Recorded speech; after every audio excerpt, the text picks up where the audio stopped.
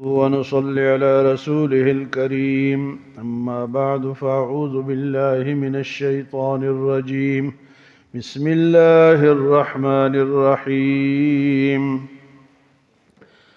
ولقد وصلنا لهم القول لعلهم يتذكرون الذين آتيناهم الكتاب من قبله هم به يؤمنون وإذا يتلى عليهم قالوا آمنا به إنه الحق من ربنا إنا كنا من قبله مسلمين أولئك يؤتون أجرهم مرتين بما صبروا ويدرؤون بالحسنة السيئة ومما رزقناهم ينفقون وإذا سمعوا اللغو أعرضوا عنه وقالوا لنا أعمالنا ولكم أعمالكم سلام عليكم لا نبتغي الجاهلين.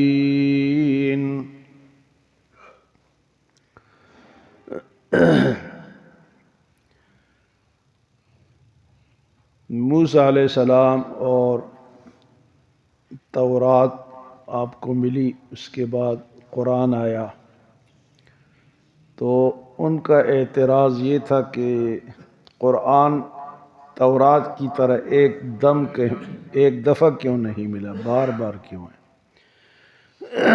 تو اللہ پاک نے جواب دیا کہ جب اس سے پہلے تورات ایک بار آیا تھا تو کون سا تم نے تسلیم کر لیا؟ یہ بہانے ہیں نہ ماننے کے۔ اور پھر ایک ایسی زبردست بات اللہ پاک نے اپنے نبی سے فرمایا کہ ان سے کہو کہ چلو تورات کو بھی چھوڑو، قرآن کو بھی چھوڑو، اگر تمہارے پاس اس سے بہتر کتاب ہے تو وہ لے آؤ، میں اس کو مان لوں گا۔ قل فأتوا بکتاب من عند اللہ وأہدی منہم اتبعہ ان کنتم صادقین، اگر تمہارے پاس کوئی ایسی کتاب ہے تو لے آؤ، ایک آیت بھی نہیں لا سکتے ہو تو بہت بڑی بات ہے۔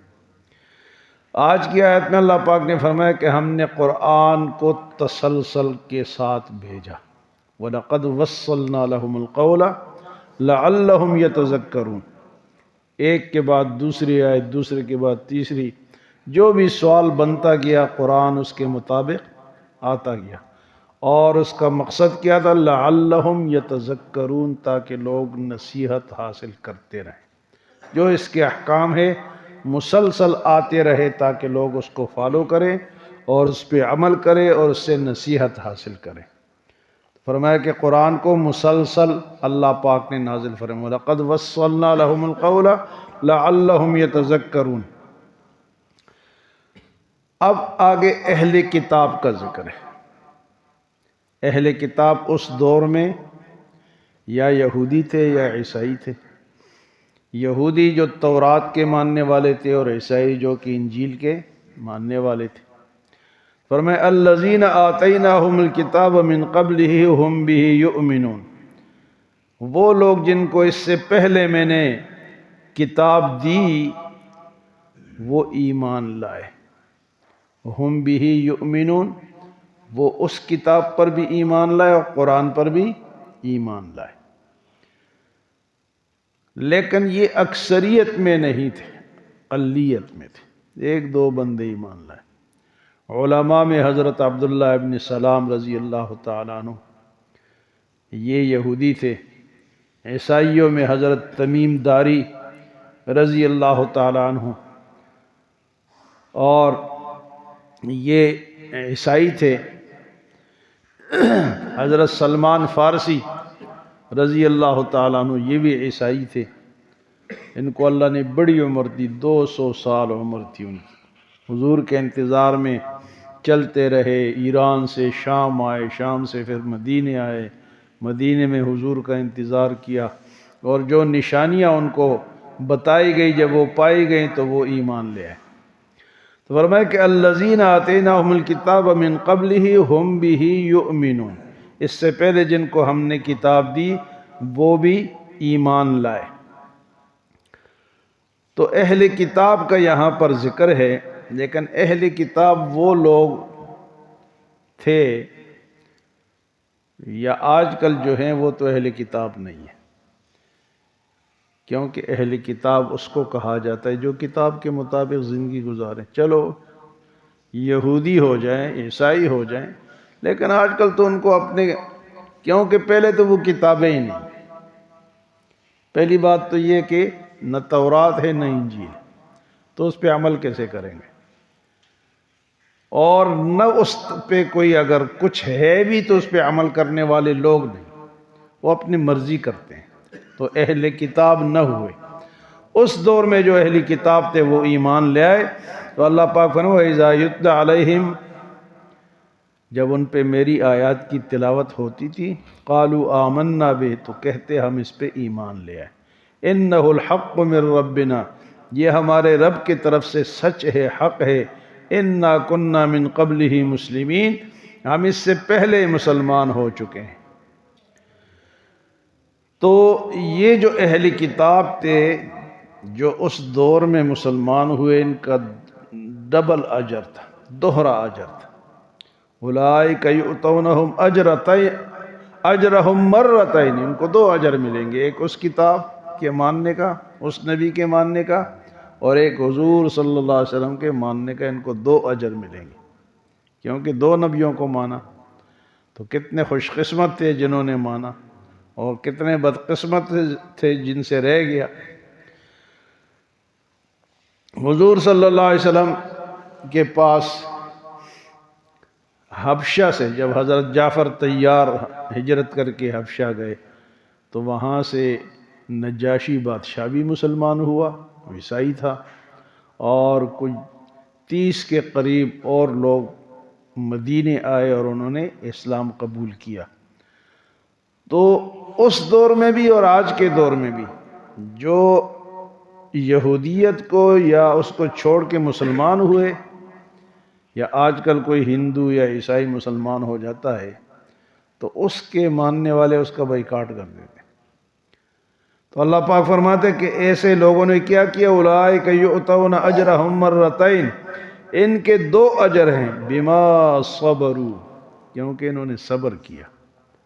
بھئی اپنے سارے مخالف ہو گئے، باتیں سننی پڑی، تکلیفیں اٹھانی پڑی، تو فرمایا انہوں نے صبر کیا۔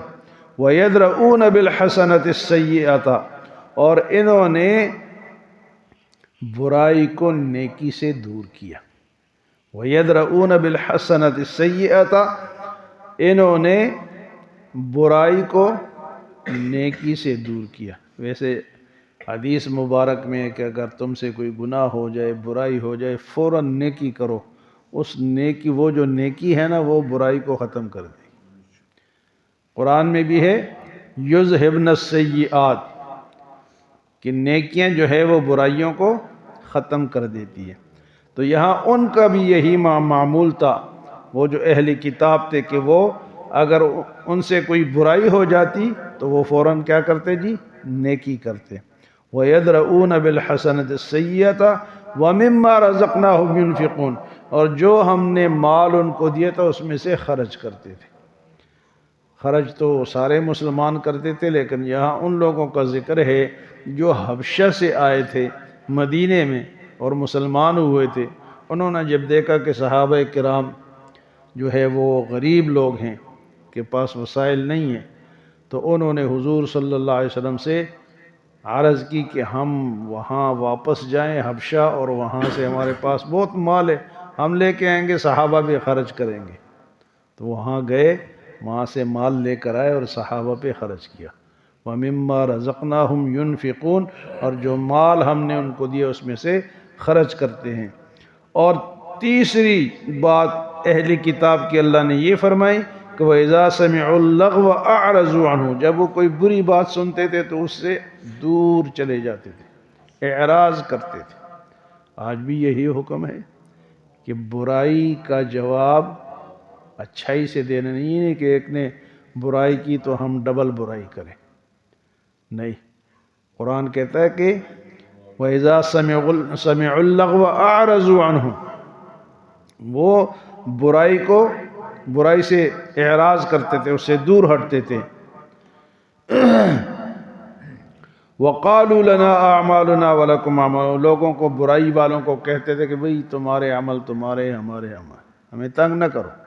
لنا اعمالنا ولکم اعمالکم سلام علیکم، تم پر سلامتی ہو. جاہل آدمی کے ساتھ جب بحث ہو جائے تو اس کو کیا کہنا چاہیے؟